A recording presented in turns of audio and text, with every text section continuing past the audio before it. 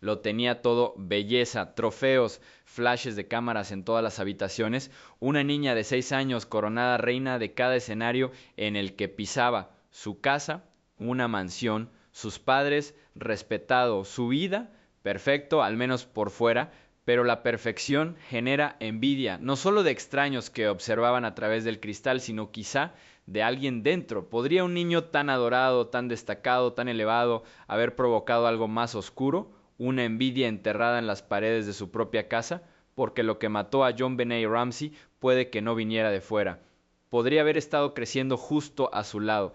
Desde fuera los Ramsey lo tenían todo: riqueza, estatus, encanto. Su vida en Boulder, Colorado, era perfecta para la foto, una mansión vestida para las fiestas, con conjuntos familiares a juego en las tarjetas navideñas y una hija que parecía haber nacido para brillar. John Benet no solo era hermosa, era radiante. Un niño que llevaba gracia sin esfuerzo, confianza sin arrogancia, fue adorada, celebrada y cuidadosamente elaborada por una madre que en su día llevó una corona propia. Pero la luz verdadera no solo ilumina, proyecta sombras. En el colegio, John Benet era amable, humilde y con los pies en la tierra. Nadie sabía que era reina de certámenes. En casa era valiente, inquieta, sin miedo. Trepó a árboles, se lanzó de cabeza en las piscinas, exigió silencio para sus espectáculos de mentira en el salón. No pidió ser el centro de atención, simplemente lo era, no porque lo intentara, porque no podía evitarlo, y eso era lo que la hacía peligrosa, no para el mundo, sino para alguien que la observaba, porque en familias construidas sobre la perfección, el más brillante de la sala suele convertirse en el que más se resentía, no por lo que tienen, pero por lo fácil que parece salir todo.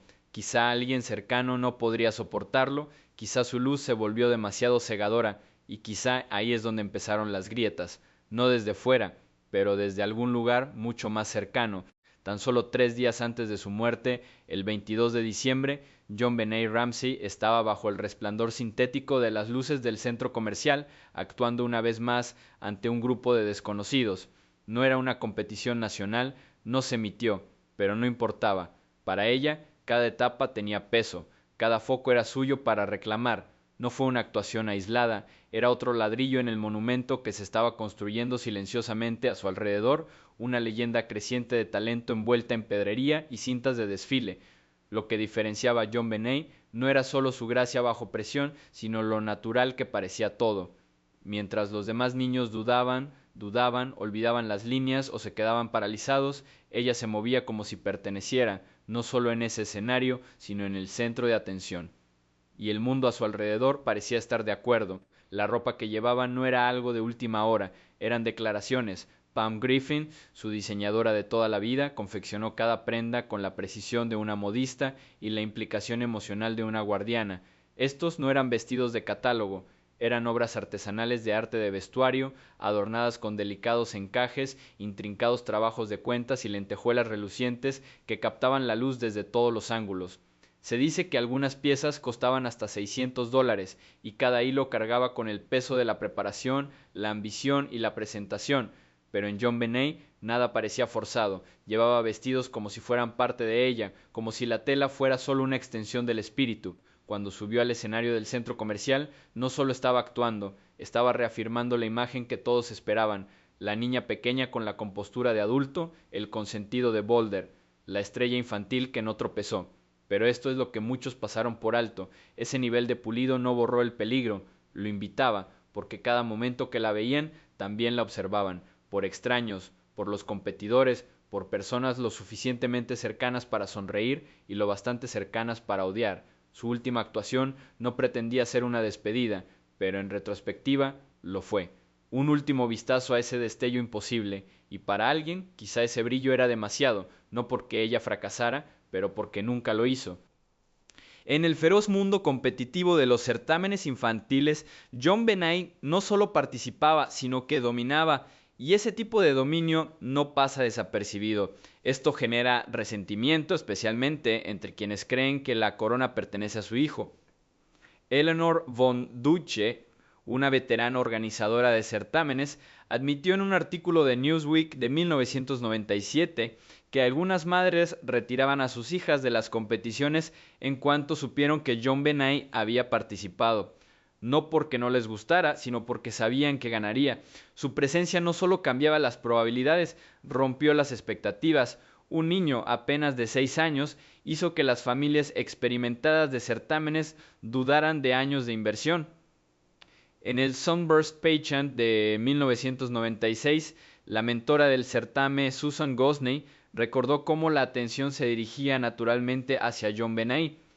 No estaba calculado, no fue ensayado, pero el resultado fue el mismo. Todas las miradas se posaron en ella, y en un espacio donde las madres medían el valor de su hijo con trofeos y fajas, todas las miradas a menudo se interpretaban como que todos los demás perdían. Este ambiente se volvió tenso, despiadado, incluso tóxico. John Ramsey, en una entrevista de 1998, describió cómo algunos padres se obsesionaron con la victoria, obsesionándose con las puntuaciones y las posiciones hasta el punto de que, como él mismo dijo, generaban una presión emocional poco saludable. Esa presión no se quedaba solo entre madre e hija, se mezclaba con dinámicas sociales, miradas de reojo, críticas susurradas, envidia disfrazada de cortesía. Incluso Patsy Ramsey, que fue reina en el mismo escenario, empezó a mostrar signos de cautela. Gosney describió un incidente en el que simplemente preguntó por el diseñador de vestidos de JonBenét. La respuesta de Patsy no fue cálida, no era orgulloso. Hacía frío, como si compartir el nombre de una costurera pudiera diluir su ventaja competitiva. Ese momento, breve pero revelador, expuso un miedo subyacente que alguien pudiera robar lo que habían creado, porque en los certámenes la apariencia lo es todo, y la apariencia de JonBenét, su belleza, porte y encanto natural, no solo se admiraban, era envidiada, en silencio, con fuerza, por otras madres, por familias rivales, por niños que aún no sabían cómo nombrar lo que sentían, pero que podían sentirlo igualmente, y la envidia en una sala llena de trofeos y lentejuelas no siempre permanece en el escenario, a veces te sigue hasta casa. El foco que coronó a JonBenét Ramsey también la lanzó a un escenario peligroso mucho más allá de las lentejuelas y las sonrisas. Los concursos de belleza, especialmente circuitos de alto perfil como Sunburst, que contaban con hasta 200 concursantes por evento, no eran solo reuniones familiares, eran ollas a presión de ambición y guerra silenciosa. Cada niño se convertía en tanto actor como peón en un juego parental de prestigio, donde la purpurina ocultaba la agresión y cada flash capturaba más que inocencia. Pero lo que se desarrollaba bajo la superficie era aún más oscuro. En foros online como WebSleuth, observadores experimentados empezaron a levantar alarmas ya en 1999, cuando las cintas de vídeo de certámenes infantiles, destinadas a preservar recuerdos, habían llegado a mercados ilícitos. Circulando sin consentimiento, editadas sin contexto, estas cintas se convirtieron en mercancías para individuos con intenciones maliciosas. Las actuaciones de JonBenét, pulidas y perfectamente escenificadas, no fueron una excepción. Su radiante presencia escénica, capturada en innumerables vídeos caseros y metrajes promocionales, no fue simplemente admirada por el público legítimo. Puede que atrajera miradas depredadoras, convirtiendo en herramientas de explotación lo que deberían haber sido recuerdos más apreciados. La amenaza no era teórica, era ambiental. Una niña como JonBenét, ampliamente fotografiada, destacada y adorada sin confundir, destacaba no solo entre sus compañeros sino también ante los forasteros que observaban desde los rincones oscuros de la sociedad. A diferencia de otros concursantes, su imagen no se limitaba al escenario. Vivía en folletos, boletines, cintas VHS, accesible, reproducible, vulnerable. Y en entornos como Sunburst, donde competían cientos de familias, los celos eran inevitables. Pero el mayor peligro no siempre venía de perder madres o hijos rivales. A veces la verdadera amenaza venía de alguien que no debería estar allí en absoluto. Alguien que no aplaudiera los disfraces ni animara la coreografía. Alguien que veía las actuaciones no por la belleza, sino por oportunidad. Porque una vez que una niña se convierte en un símbolo de perfección, de belleza, de fama, deja de ser solo una hija, se convierte en un objetivo. Eran chicas con tiaras, vestidos rígidos con tul, sonrisas ensayadas, cada uno persiguiendo la misma corona. Cada uno aprendió, demasiado pronto, lo que significaba estar bajo luces y ser juzgado. Tomber Gosney recordaba las risas, no la competición. Ella y JonBenét jugaban juntas a muñecas Barbie entre rondas en Sunburst 996, no rivales, solo niñas de 6 años con tacones brillantes. Ahora peluquera, aún guarda esos recuerdos como adornos de cristal, delicados, congelados en el tiempo. Brandy B bailó junto a John Benet, posó con ella para una foto en la fiesta de Navidad de los Ramsey, justo días antes de que el mundo se viniera abajo. Ahora es profesora de preescolar, alguien que crea espacios suaves y seguros para niños que nunca conocerán ese tipo de peligro. Brand Griego, otra Little Miss Colorado, recordaba a John Benet no solo como una compañera de certamen, sino como una chispa, radiante, salvaje de energía. Hoy en día enseña historia en el instituto, usando tatuajes como herramientas para contar historias, recordando a sus alumnos que el pasado siempre deja huella. Todos dicen lo mismo: John Benet era amable, brillante, más grande que la vida. Pero en el mundo que compartían, donde los niños pequeños llevaban máscara de pestañas y los trofeos importaban más que la infancia, la línea entre la admiración y la envidia siempre era difusa. No todas las niñas pequeñas pueden brillar tanto, no todas las madres aplauden la victoria de otra, y cuando un niño recibe demasiadas coronas, demasiadas miradas, demasiados aplausos, no solo despierta admiración, despierta otra cosa, incluso en silencio, incluso con encaje. La competencia nunca deja vacía, a veces deja resentimiento, y en un mundo construido sobre el brillo, no todo el mundo juega limpio. No todo el mundo juega limpio, y a veces no solo rompen las reglas, las reescriben con sangre, porque cuando un niño se convierte en algo más que un niño, cuando se convierte en un trofeo, un titular, un símbolo de algo que otros padres no pueden replicar, en algún lugar alguien empezará a pensar: ¿y si ella estuviera fuera del camino? Parece impensable hasta que deja de serlo. En 1991, 5 años antes de que el nombre de John Benet Ramsey se convirtiera en sinónimo de tragedia, otra niña pequeña se encontraba en el centro de una tormenta muy diferente, nacida no de certámenes de belleza, sino de las pruebas de animadoras en un tranquilo suburbio de Texas. Se llamaba Shanna Holloway. Nunca hizo daño a nadie, nunca se robó el protagonismo, solo era una adolescente que quería un puesto en el equipo escolar, pero su madre, Wanda, quería ese puesto más que nada. Channelview, Texas, no era escenario para coronas ni cámaras, pero para Wanda lo que estaba en juego era igual de alto. Cuando Shanna no entró en el equipo de animadoras y otra chica, Amber Heath, sí, Wanda no culpó a los jueces, no le dijo a su hija que se esforzara más el año que viene, ni siquiera se enfrentó a Amber. En cambio, intentó eliminar a la competencia por completo, no a Amber, su madre, porque si Verna Heath muriera, Amber estaría demasiado destrozada para animar. Había dejado el trabajo, Shanna ocuparía su lugar, y en la mente de Wanda eso era justicia. Pero la justicia, a ojos de Wanda, significaba control, y su método era la ejecución. Ella no gritó, no suplicó, ella entregó un par de pendientes, pago por asesinato, esa era su moneda de desesperación. Pero el hombre que contrató no era un asesino, era familia y tenía conciencia. Fue a la policía, el plan se desmoronó, la máscara se deslizó y de repente Wanda dejó de ser madre. Era una delincuente, fue arrestada antes de que se disparara un solo tiro, acusado de solicitación de homicidio capital, condenado a 15 años de prisión, una condena que luego se redujo a 10. Quedó libre tras cumplir solo 6 meses. La historia acaparó los titulares, no porque ocurriera, sino porque casi funcionó, porque era real y porque era la prueba de que la ambición parental puede transformarse en otra cosa, algo monstruoso. En una entrevista de 1998, el propio John Ramsey hizo referencia a este caso, no como cotilleos, no como casualidad, pero como advertencia. Había visto lo que el público no veía, la intensidad que crecía tras los telones de cada escenario al que subía su hija, las miradas, la tensión, la sutil guerra de madres fingiendo aplaudir mientras esperan que sus hijas eclipsen a John Benet. En sus palabras, no era solo envidia, era obsesión, y la obsesión, advirtió, podía matar.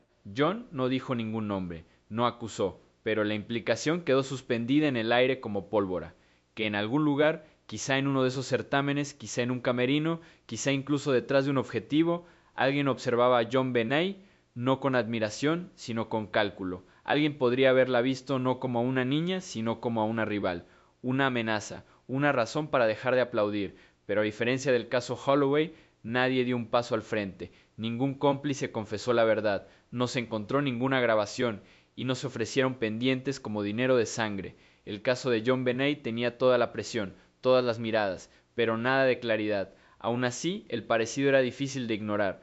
Wanda Holloway no actuó en un momento de calor, ella planeó una estrategia y ella atacó a una madre, no un niño, porque creía que hacer daño a un padre rompería a la hija. No se trataba de violencia, se trataba de tener ventaja, y eso plantea otra pregunta. ¿Y si alguien que veía a John Benet no intentaba ganar una corona, sino destruir a la familia que siempre lo hacía? La conexión podría ser especulativa, pero el precedente es innegable.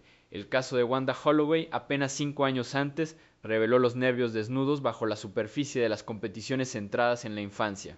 Los padres no eran solo participantes, eran jugadores, y a veces depredadores. Wanda no llevaba lentejuelas, no estaba en una sala de certámenes, pero ella atravesaba el mismo paisaje emocional, mismas ambiciones, la misma furia silenciosa, y en ese sentido su historia no solo advertía, sino que reflejaba. Una madre proyectando su sueño en una hija, un rival que se interponía en medio, un mundo donde perder no era una opción, y un niño que nunca pidió ser un símbolo solo para convertirse en el sacrificado por ello, porque en lugares donde las niñas actúan bajo luces, no siempre es el escenario lo peligroso, a veces es el público. Pero en Boulder no se intercambiaron pendientes, no hay cintas de confesiones, no habrá denunciante de última hora, solo había una estrella de 6 años, tendida sin vida en un sótano y un mundo de rivalidades no dichas sobre ella, y aunque el caso Holloway mostraba ambición convertida en armas por lazos de sangre, los susurros en torno a la muerte de John Benet sugerían algo más tranquilo,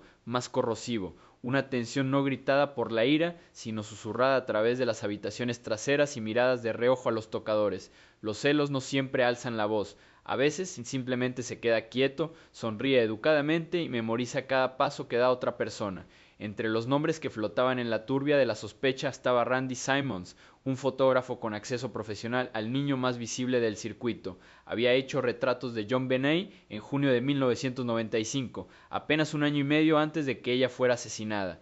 Para algunos era solo un hombre con una cámara, pero para Pam Griffin, la mujer que diseñó los vestidos de concurso de John Benet, su comportamiento no encajaba. Tras el asesinato de John Benet, Simon supuestamente hizo llamadas llorosas, declarando en voz alta su inocencia sin que se lo pidiera. Nadie preguntó, y aún así se ofreció. ¿Por qué? Aún más inquietante fue una fotografía que Simmons había tomado de Christine Griffin, la hija de Pam. En él aparece un trozo de nylon anudado alrededor de su cuello de una manera inquietantemente parecida al garrote usado en el asesinato de John Benet. En su momento podría haberse descartado como una teatralidad de concursos de belleza, pero después de 1996 la imagen se sentía como un eco, una advertencia desapercibida hasta que fue demasiado tarde. Años después, en 2019, Simmons fue arrestado por cargos relacionados con la pornografía infantil. No solucionó nada, pero eso reavivó la inquietud. Sugería que el escenario por el que pisaba John Benet quizá no se construyó solo para aplausos, sino para el acceso, que detrás de las lentejuelas y las sonrisas se escondían personas que no buscaban coronar a un niño, sino consumirlo. Stephen Singlar, en su libro de 1999, Presumed Guilty, teorizó que los concursos de belleza a menudo atraían a depredadores disfrazados de mentores, personas con cámaras, credenciales y una agenda. Según él, el glamour de la industria ocultaba su puerta de entrada, una puerta abierta para quienes buscaban algo más que talento, pero el peligro no siempre venía de las sombras, a veces llevaba perlas y aplaudía más fuerte. Un reportaje de Newsweek de 1997 detallaba cómo algunas madres retiraban a sus hijas de las competiciones en cuanto supieron que John Benet estaba matriculado. La razón no era sobre valores o horarios, sino por certeza. Sabían que sus hijas no podían ganar. John Benet no solo era buena, era imbatible, y en un mundo donde las coronas eran moneda de moneda, su presencia arruinaba a todos los demás. Susan Gosney recordó uno de esos momentos. Ella le preguntó de forma casual a Patsy Ramsey, que diseñó los vestidos de John Benet. La respuesta de Patsy no fue amistosa, ni siquiera fue civilizado, era fría, cortante, evasiva, como si el nombre de una costurera fuera información clasificada. Ese momento le dijo todo a Susan, no era solo disfrazarse, era la guerra. En foros como WebSleuths las teorías seguían multiplicándose. Algunos usuarios propusieron que John Benet podría haber sido objetivo no de desconocidos, sino de alguien cercano al circuito de certámenes.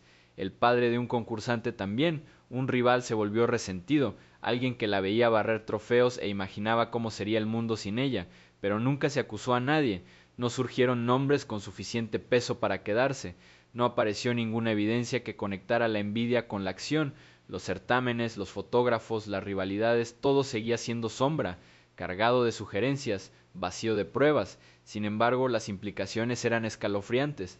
En los años siguientes, los expertos en el certamen insistirían en que el asesinato de John Benet lo había cambiado todo. Esa seguridad aumentó que las familias se volvieron cautelosas, pero nada podía borrar la verdad. En una industria construida sobre la exposición, John Benet se había sobreexpuesto.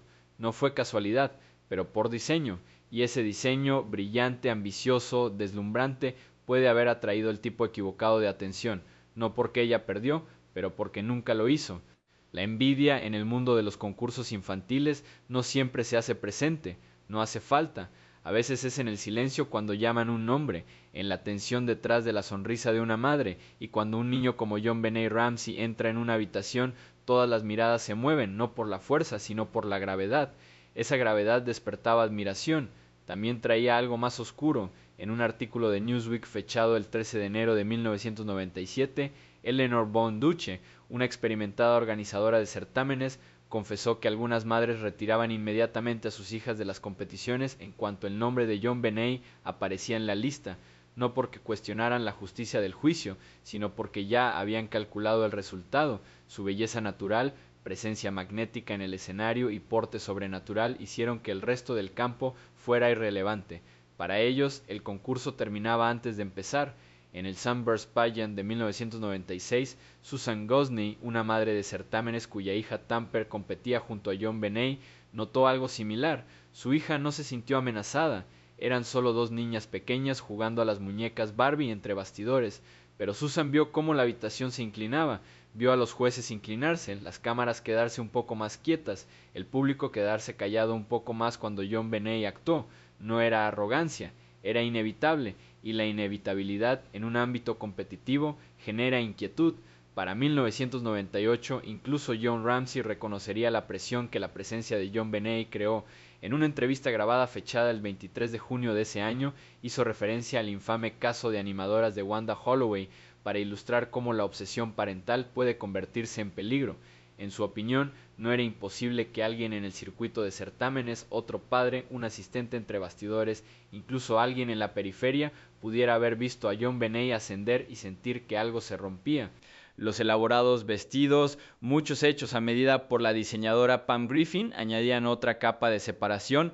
Cada vestido no era solo tela, era una declaración de inversión, una insignia de ambición, desde lazos de satén hasta bordados de pedrería. Anunciaban a todos los demás competidores: este niño está jugando a otro juego. Si a eso le sumamos el entrenamiento de Christine Griffin y una alineación de primeros puestos, John Benet no solo ganaba, sino que redefinía el estándar. Ese tipo de dominio a cualquier nivel aísla. A los 6 años no estaba entre sus compañeros, sino por encima de ellos. Tamper Gosney, ahora peluquero muy alejado de esa etapa brillante, recordaba aquellos primeros días con calidez, pero incluso ella admitió que detrás de las tiaras y los botiquines de maquillaje de juguete, la tensión persistía. Su madre lo había visto, las miradas incómodas, las interacciones reservadas, las conversaciones que cambiaron cuando John Benet entró en la habitación. El entorno podía estar envuelto en inocencia, pero sus corrientes subterráneas eran todo lo contrario, y aunque la mayoría de los niños no podían nombrar la inquietud que sentían, sus madres sí. Cualquiera que estuviera atentamente también podría hacerlo. John Benet, por su propia excelencia, se convirtió en un espejo. Para algunos reflejaba orgullo y posibilidad, para otros insuficiencia y fracaso. Y en un mundo donde las reputaciones se construyen sobre trofeos y los futuros se imaginan en lentejuelas, no era impensable que alguien quisiera romper ese espejo. No por quien era, pero por lo que representaba: una perfección inalcanzable, gracia insuperable, una amenaza que no necesitaba hablar para ser escuchada. Pero la envidia por sí sola no enciende el combate, la presión sí, y en el universo competitivo en el que vivía John Benet, esa presión no venía de los niños, vino de los adultos que estaban justo al lado del escenario. Los padres no solo miraban, se las arreglaban. En certámenes como Sunburst, donde más de 200 concursantes podían llenar un solo salón de baile, la motivación por ganar se convertía en un símbolo del valor parental. El éxito no se basaba solo en coronas, se trataba de control, y algunas madres, cuando sentían que eso se les escapaba, se volvían frías. Patsy Ramsey no fue una excepción. Para algunos era amable, para otros tan reservado hasta el punto de la arrogancia. Susan Gosney, madre del también concursante Tamper, recordó una breve pero significativa interacción, cuando preguntó casualmente quién diseñó el deslumbrante vestido de concurso de John Benet. La actitud de Patsy cambió, su sonrisa se desvaneció, su tono se volvió plano, se negó a compartir el nombre como si revelar a una costurera pudiera poner en peligro la ventaja de su hija. No era solo un vestido, era estrategia, y en ese momento la sala entendió, esto no era solo crianza, era una guerra con lentejuelas y sonrisas. Detrás de esos vestidos estaba Pam Griffin, la diseñadora que hilo por hilo ayudó a forjar la identidad escénica de John Benet. Su trabajo elaborado, caro, inconfundible, distinguía a John Benet del sector, pero también la convertía en un pararrayos, en una escena en la que muchos dependían de disfraces de estantería o sastres locales. Las piezas de alta costura de Pam elevaron a John Benet a otra categoría completamente distinta, y no todo el mundo lo acogió. Algunos lo vieron como una ventaja injusta, otros lo veían como una exhibición. La propia Griffin admitió más tarde que percibió tensión, describiendo cómo su relación con los Ramsey pasó de la colaboración a la cautela, mientras los rumores de otros expertos en el certamen. La presión no terminaba con los vestidos. Christine Griffin, hija de Pam y entrenadora personal de certámenes de John Benet, fue testigo directo del precio que suponía ese protagonismo.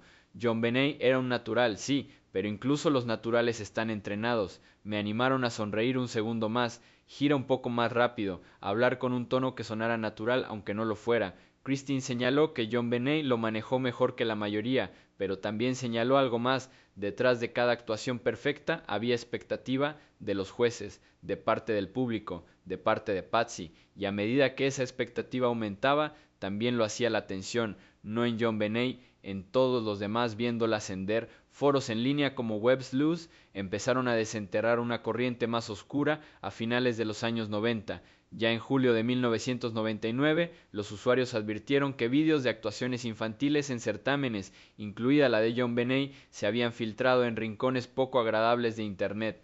Clips editados, robados de archivos familiares o de material promocional se circulaban sin consentimiento.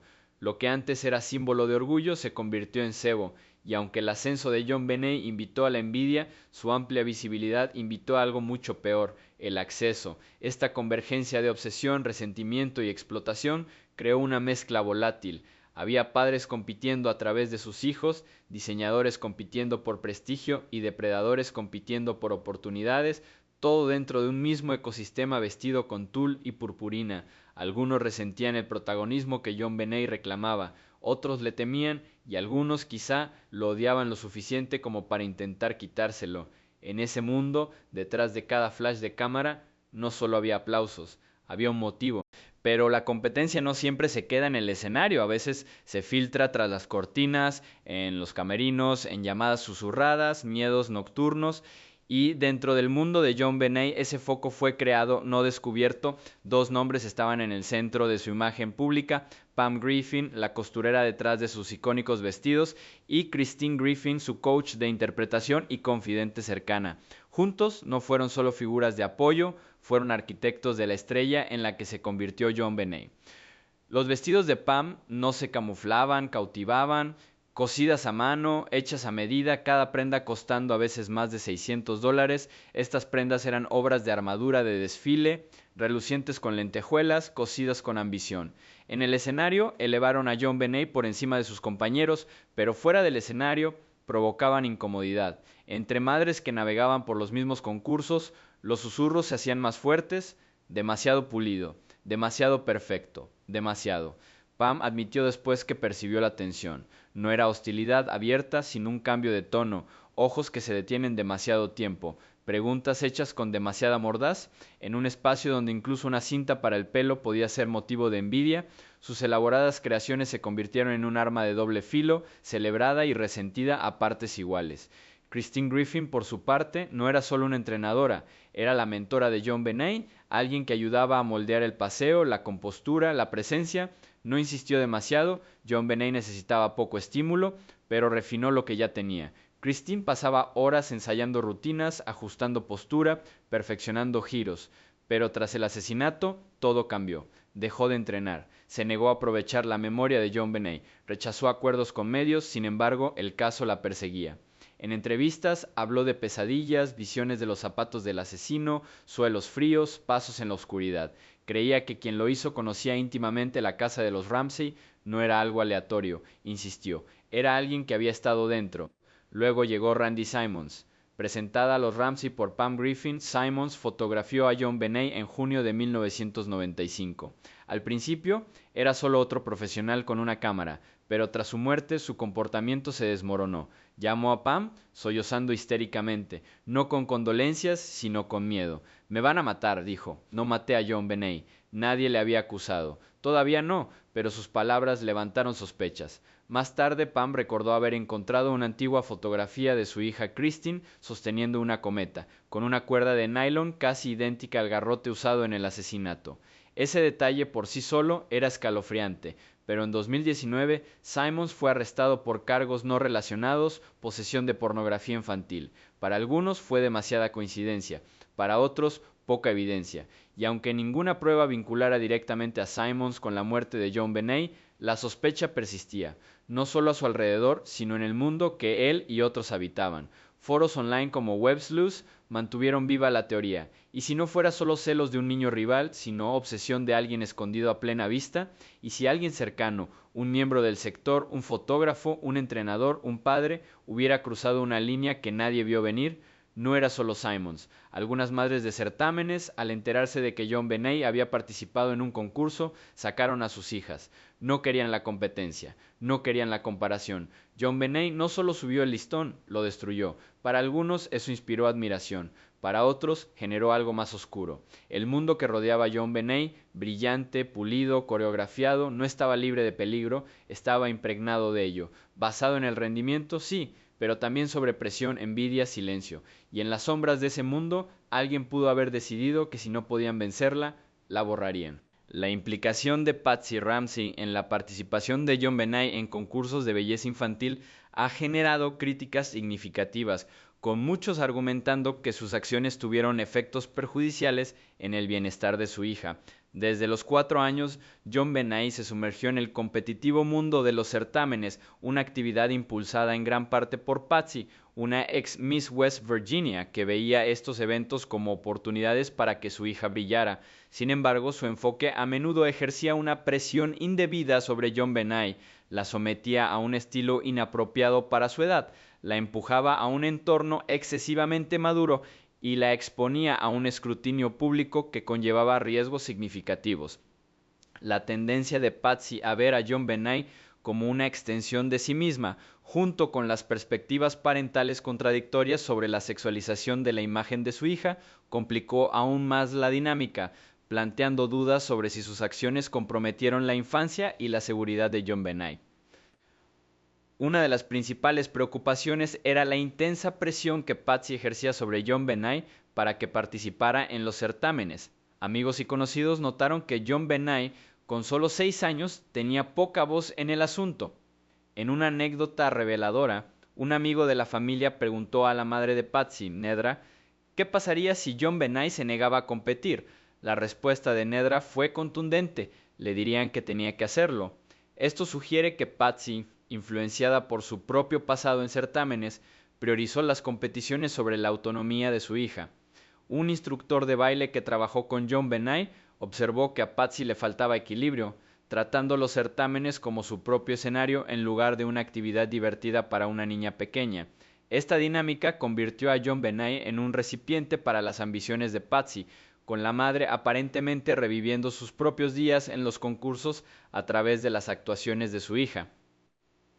Las elecciones de estilo que Patsy hizo para JonBenet fueron otro punto de conflicto, ya que a menudo transformaban a la niña de 6 años en una figura muy por encima de su edad. JonBenet solía vestir atuendos elaborados, incluyendo bikinis y vestidos de hombros descubiertos, con mucho maquillaje y el pelo teñido para lograr un aspecto pulido. En un certamen apareció en el escenario con el pelo rizado, pintalabios brillante y poses que imitaban modelos adultos, lo que llevó a algunos a compararla con una pequeña Marilyn Monroe o una pequeña Lolita. Estas imágenes inquietaron a los observadores, incluido un fiscal de Denver que comentó que explotaron a JonBenét despojando su inocencia infantil. Sin embargo, Patsy insistió en que los concursos eran simplemente diversión para disfraces, una afirmación que chocaba con los informes de que había decolorado el pelo de JonBenét para un color más uniforme y le permitía realizar rutinas de baile sugerentes, como cantar y moverse de formas que los medios luego criticaron por ser excesivamente sensuales para una niña. Esta desconexión entre la percepción de Patsy y la reacción pública puso de manifiesto un preocupante descuido en su enfoque. Las perspectivas parentales contradictorias sobre la sexualización de la imagen de JonBenét subrayaron aún más la naturaleza problemática de las decisiones de Patsy.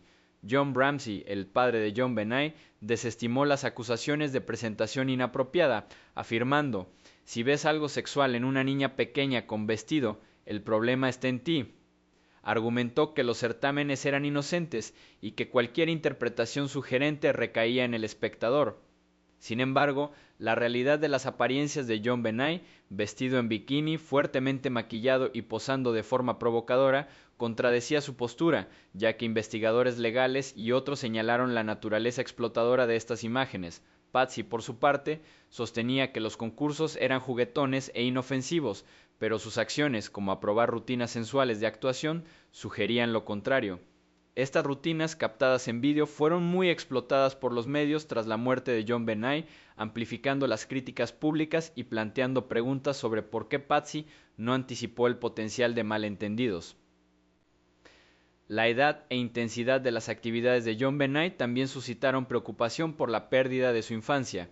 Con solo 6 años estaba inscrita en un torbellino de actividades adultas: claqué, piano, violín, interpretación, concursos de belleza, apariciones en desfiles y sesiones de fotos profesionales. Este riguroso horario dejaba poco espacio para el juego típico de la infancia. Una antigua niñera recordó que JonBenét dijo una vez: "Comer McDonald's te engorda", una afirmación que revelaba una inquietante conciencia de los estándares de belleza para una niña de su edad. Muchos se preguntaron si JonBenét fue empujada a un entorno maduro demasiado pronto, con sus padres insistiendo en que le encantaba a pesar de los signos de tensión. La constante exigencia de actuar a un alto nivel, junto con la necesidad de mantener una imagen perfecta, probablemente le ejerció una presión emocional y física significativa, privándole de una infancia despreocupada. La tendencia de Patsy a ver a JonBenét como una extensión de sí misma era otro aspecto preocupante de su enfoque. En entrevistas y relatos de conocidos se describía a Patsy como alguien que vivía sus sueños de concursos a través de su hija, tratando a JonBenét como una versión perfecta de sí misma. Un observador comentó: "Los concursos eran el trabajo de Patsy, JonBenét era su alter ego".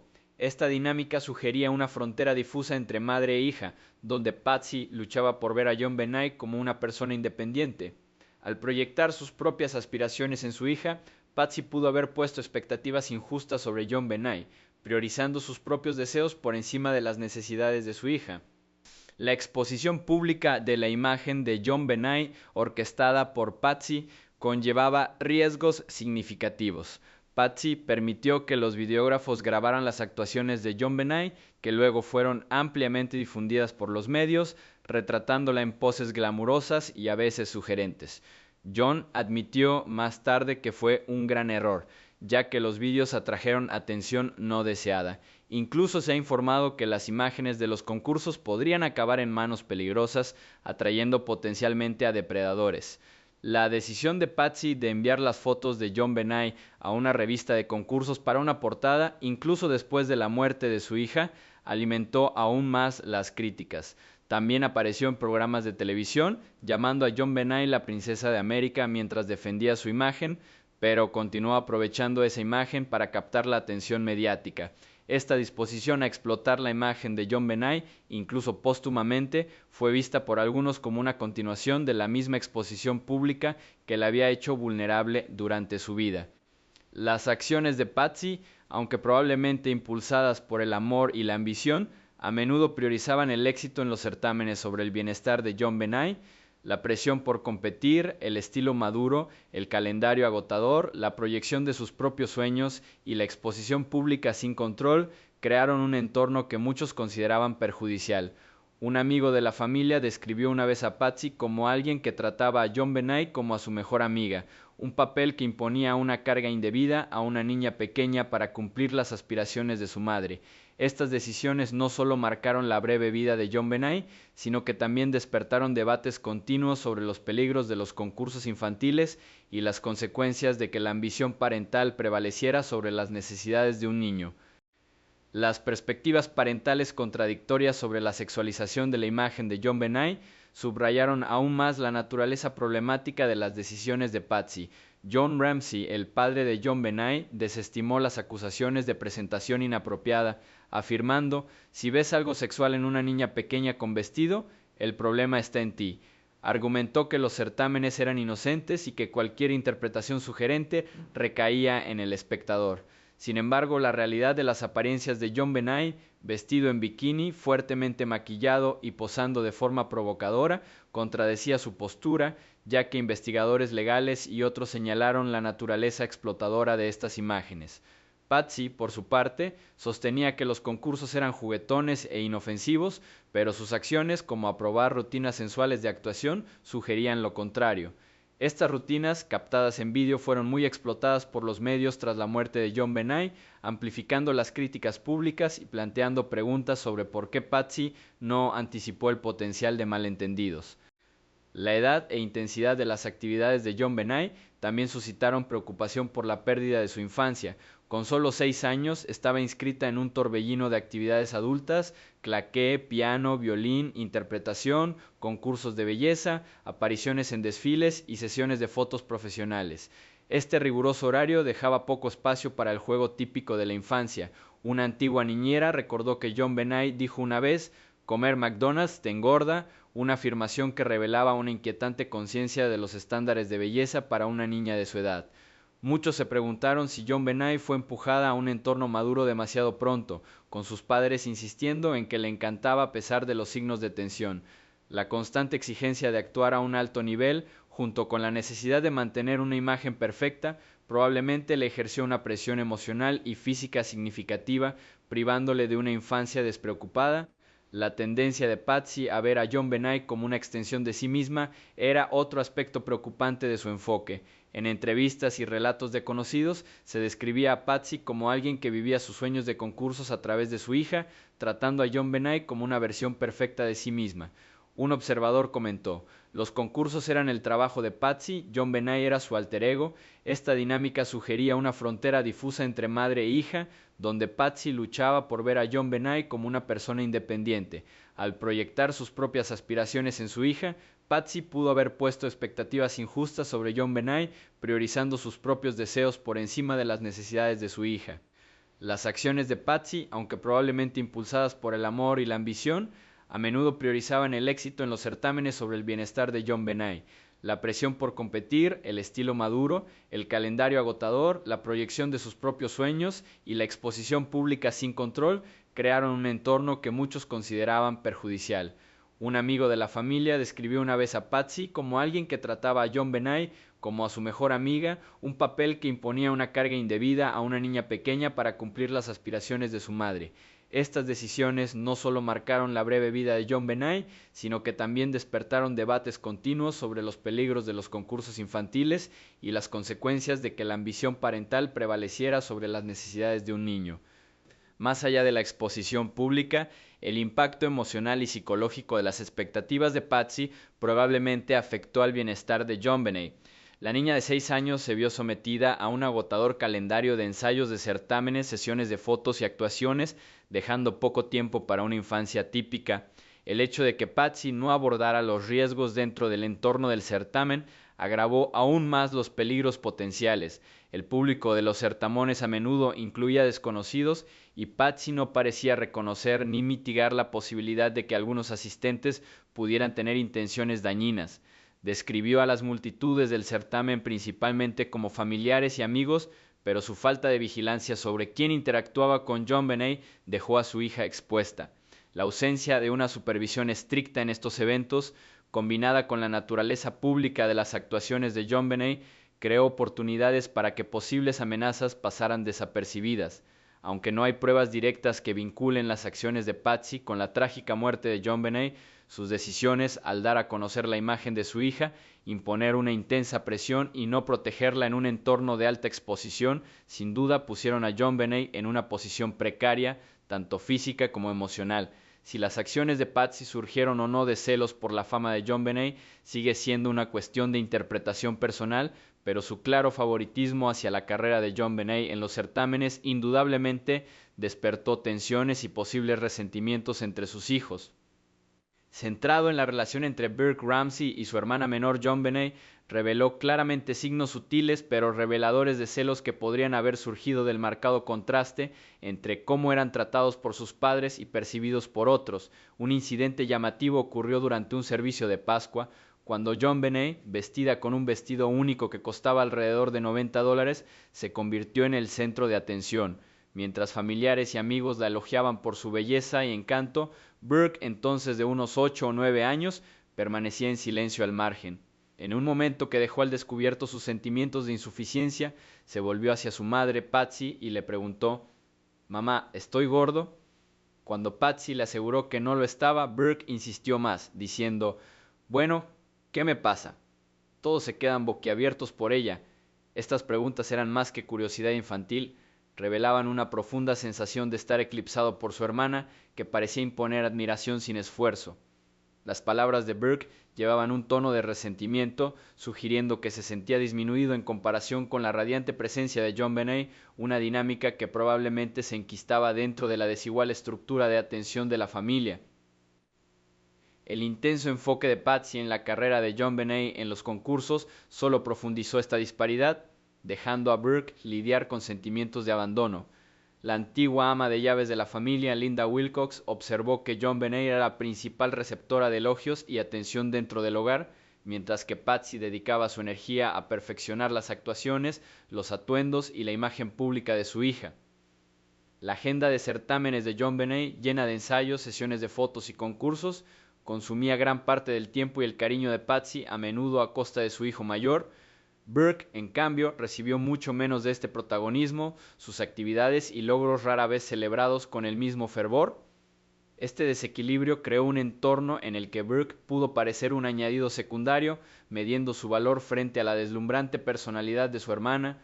La constante elevación de JonBenet como estrella de la familia probablemente intensificó la sensación de Burke de ser ignorado, fomentando un resentimiento silencioso hacia la hermana, que parecía encarnar todo lo que su madre valoraba. Los hábitos sociales de Burke resaltaron aún más su distancia emocional con la familia, sugiriendo un retiro a un mundo aparte que quizá estaba teñido de envidia. Linda Wilcox señaló que Burke estaba profundamente apegado a su grupo de amigos, organizando o asistiendo frecuentemente a pijamadas que formaban el núcleo de su vida social. Esto contrastaba fuertemente con JonBenet, quien, a pesar de tener amigas como Daphne White, nunca hacía pijamadas en casa de los Ramsey, un detalle que a Linda le resultaba inusual para una niña. Mientras que la vida de JonBenet giraba en torno a actuaciones públicas y al circuito de certámenes, el mundo de Burke era privado, centrado en sus amigos y actividades como jugar con su tren en el sótano. Esta separación sugiere una falta de vínculo familiar, con Burke labrándose su propio espacio lejos de la hermana cuya imagen pública dominaba el hogar. Su preferencia por las conexiones externas frente a las interacciones familiares pudo reflejar un deseo de escapar de la sombra que proyectaba la prominencia de JonBenet, lo que podría alimentar sentimientos de resentimiento hacia su presencia ineludible. El ambiente general en la casa de los Ramsey, tal como lo describió Linda Wilcox, subrayaba la desconexión emocional que pudo haber amplificado los sentimientos de envidia de Burke. Linda comentó que JonBenet era el único miembro de la familia que parecía irradiar alegría, su energía vibrante destacando en un hogar marcado por interacciones contenidas o distantes. Burke, en cambio, fue descrito como alguien que vivía en su propio mundo, absorto en sus amistades y actividades solitarias. Esta falta de calidez compartida dentro de la familia probablemente agravó la sensación de aislamiento de Burke, especialmente porque el carácter animado de JonBenet y su éxito en los concursos de belleza atraían atención constante. El contraste entre la alegre presencia de JonBenet y la naturaleza reservada de Burke sugiere que quizá envidiaba no solo la atención que recibía, sino también la facilidad con la que parecía manejar su papel como estrella de la familia. Esta división emocional, junto con el claro favoritismo hacia JonBenet, creó un terreno fértil para los celos, mientras Burke luchaba por encontrar su lugar en un hogar donde la luz de su hermana brillaba con más fuerza. Hubo ciertos incidentes que sugirieron que Burke pudo albergar sentimientos de celos o resentimiento que se manifestaron en comportamientos preocupantes. Un evento notable ocurrió aproximadamente un año y medio antes de la muerte de JonBenet, cuando Burke la golpeó en la cara con un palo de golf, dejándole una cicatriz en la mejilla. La familia lo describió como un accidente, alegando que JonBenet se cruzó con el swing de Burke durante una sesión de práctica en el verano de 1993. Patsy relató cómo JonBenet fue llevada de urgencia a urgencias con moratones alrededor del ojo, aunque no se reportaron daños graves. Sin embargo, un amigo de la familia pintó un cuadro diferente, sugiriendo que Burke golpeó deliberadamente a JonBenet en un momento de alteración durante una discusión. Este relato, compartido años después, generó debate sobre su exactitud, ya que el amigo no estaba presente en ese momento, pero planteó dudas sobre si las acciones de Burke reflejaban frustraciones o animosidad más profundas hacia su hermana. Surgieron más preocupaciones a raíz de los informes sobre el comportamiento escatológico de Burke, que algunos interpretaron como un signo de malestar psicológico o resentimiento. La antigua ama de llaves de la familia afirmó haber encontrado una gran masa de heces, descrita como del tamaño de un pomelo, en la cama de JonBenet, atribuyéndola a Burke. Tras el sellado de la habitación de JonBenet tras su muerte, los técnicos de la escena del crimen supuestamente descubrieron heces manchadas en una caja de caramelos navideños que le pertenecía, y Burke también fue acusado de untar heces en la pared del baño de la casa.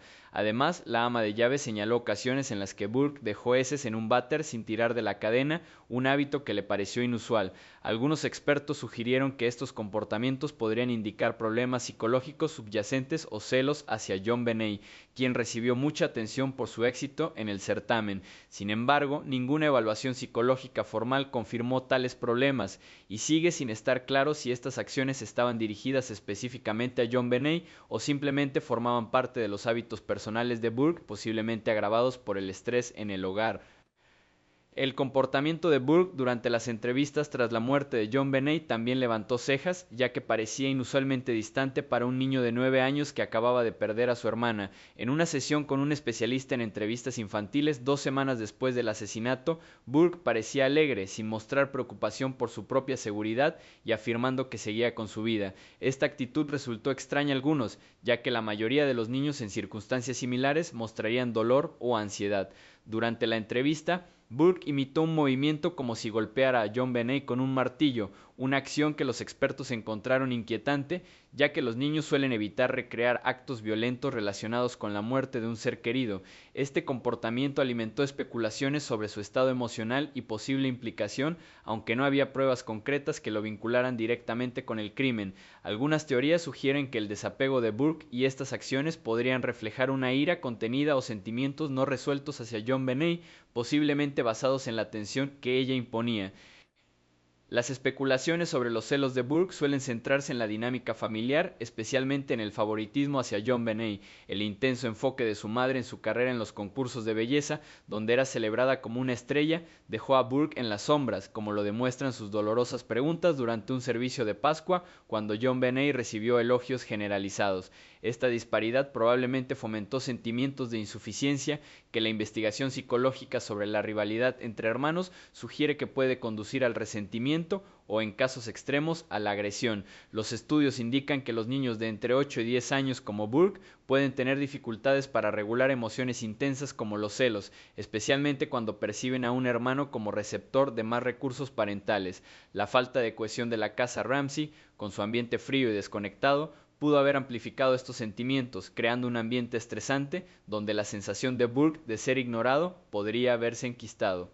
Con las señales negativas mencionadas, mucha gente ha creído en una teoría escalofriante de que los celos de Burke Ramsey hacia su hermana JonBenet podrían haber provocado su muerte plantean un escenario preocupante en el que un niño de 9 años, sintiéndose eclipsado y resentido, actuó impulsivamente o violentamente en un momento de agitación emocional.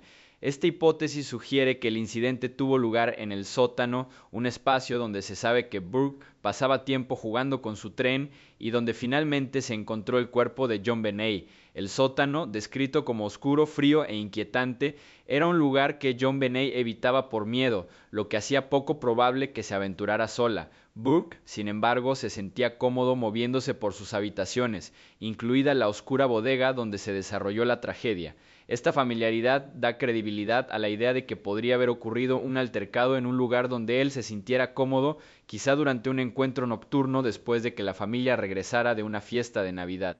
Varias pruebas circunstanciales apoyan esta teoría, pintando el cuadro de una dinámica entre hermanos tensa por una atención desigual. Los sentimientos de Burke de ser ignorados se hicieron evidentes en un momento conmovedor durante un servicio de Pascua, cuando John Benet, vestido con un atuendo elaborado, suscitó una amplia admiración. Las preguntas de Burke a su madre, ¿estoy gordo? ¿Y qué me pasa? Todos se quedan admirando por ella, revelando un profundo sentido de insuficiencia y resentimiento hacia el foco de atención de su hermana.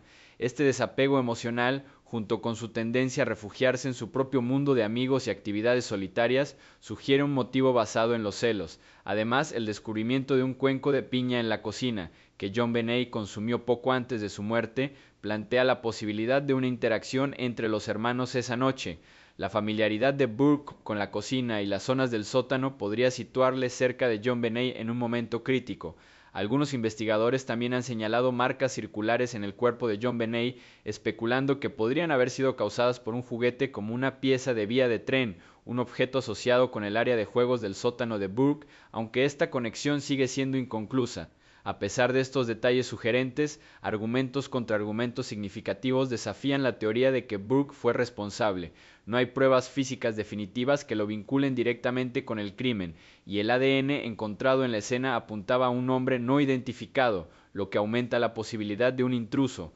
Con 9 años, la capacidad física y emocional de Burke para cometer un acto tan violento, especialmente uno que implica un garrote sofisticado, es cuestionable. La complejidad de la escena del crimen, incluyendo la ligadura y la puesta en escena del cuerpo, parece estar fuera de las capacidades de un niño de su edad. Además, investigaciones posteriores, incluido un análisis de ADN realizado en 2008, tendieron a exonerar a la familia Ramsey, lo que sugiere que era más probable que hubiera un autor externo. Estos hallazgos ponen en duda la idea de que Burke, impulsado por los celos, pudiera haber cometido tal delito, ya que las exigencias físicas y psicológicas parecen incompatibles con su edad y comportamiento.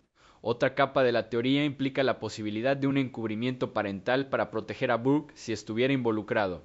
La nota de rescate, con su redacción inusual e incoherencias, ha sido examinada como una posible invención, posiblemente diseñada para desviar la atención de un incidente dentro de la familia.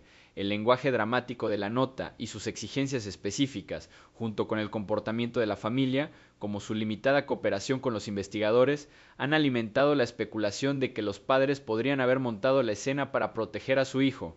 El garrote, un dispositivo intrincado y la posición del cuerpo de John Benet en el sótano podrían sugerir un intento de ocultar un acto espontáneo, quizás cometido en un momento de rabia infantil.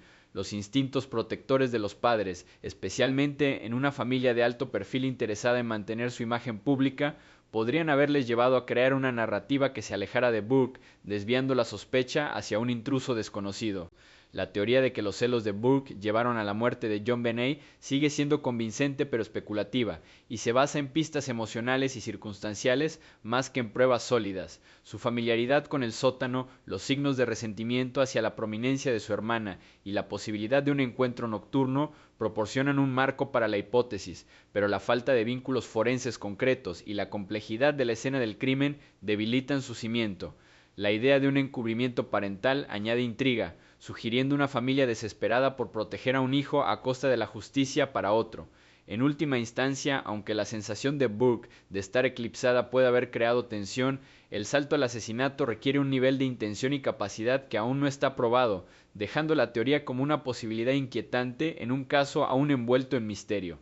El trágico caso de John Benet Ramsey sigue siendo uno de los misterios sin resolver más inquietantes, dejando tras de sí un legado de preguntas y lecciones sobre la crianza, la infancia y las consecuencias de la ambición.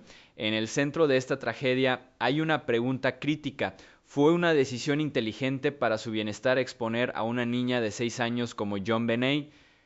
Los certámenes, con sus exigentes horarios, disfraces elaborados y escrutinio público, lanzaron a JonBenét a un ambiente adulto que exigía perfección y porte muy por encima de su edad. La decisión de sumergirla en este mundo, impulsada principalmente por la pasión y visión de Patsy Ramsey, suscita profundas preocupaciones sobre el impacto de un entorno así en la seguridad emocional y física de una niña pequeña.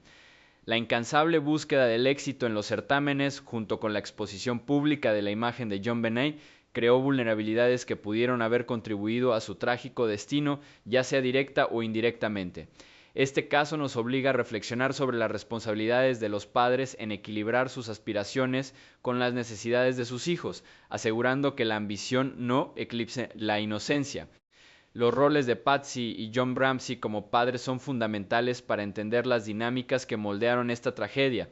Patsy, una ex reina de belleza, veía los concursos como una oportunidad alegre para que JonBenét brillara, pero su intensa concentración a menudo difuminaba la línea entre sus propios sueños y el bienestar de su hija. El maquillaje pesado, las poses sugerentes y los agotadores horarios impuestos a JonBenét sugieren una falta de consideración por lo que realmente necesitaba un niño de 6 años, una infancia despreocupada llena de juegos, no de actuación. John, aunque menos implicado, accedió a este estilo de vida, admitiendo más tarde que permitir la grabación de vídeos de concursos fue un error debido a la atención no deseada que atraían. Su papel pasivo plantea dudas sobre si podría haber intervenido para moderar las ambiciones de Patsy o proteger a JonBenét de los riesgos de la exposición pública. Ambos padres, en su búsqueda de una imagen glamurosa para su hija, no reconocieron plenamente los peligros potenciales del mundo de los certámenes, desde la tensión emocional hasta la posibilidad de atraer atención perjudicial. Sus decisiones, ya fueran impulsadas por el amor o la ambición, crearon un entorno donde las vulnerabilidades de JonBenét se amplificaban, dejándola expuesta de formas que no anticipaban.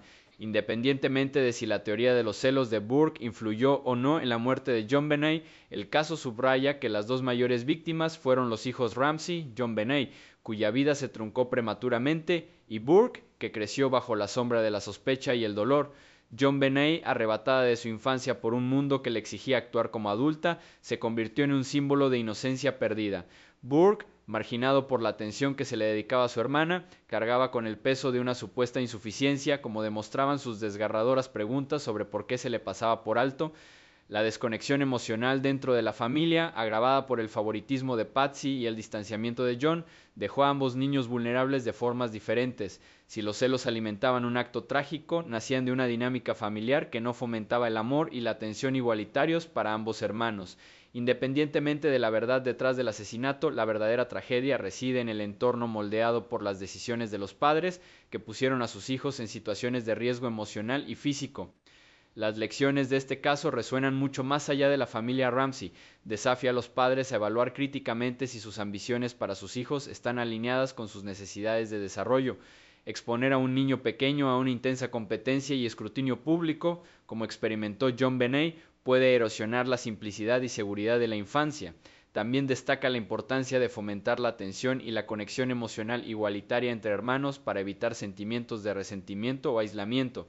El papel de Patsy y John en la creación de la personalidad de JonBenét en el certamen, aunque quizá bien intencionado, subraya los peligros de priorizar la validación externa sobre el bienestar interno. El caso sirve como un recordatorio sobrio de que los padres tienen un poder inmenso en la configuración de la vida de sus hijos, y con ese poder viene la responsabilidad de proteger su inocencia y seguridad por encima de todo. JonBenét y Burke, las dos mayores víctimas, quedaron atrapados en una red de expectativas adultas y los verdaderos artífices de esta tragedia fueron las decisiones tomadas por su madre y su padre que prepararon el terreno para una pérdida inimaginable.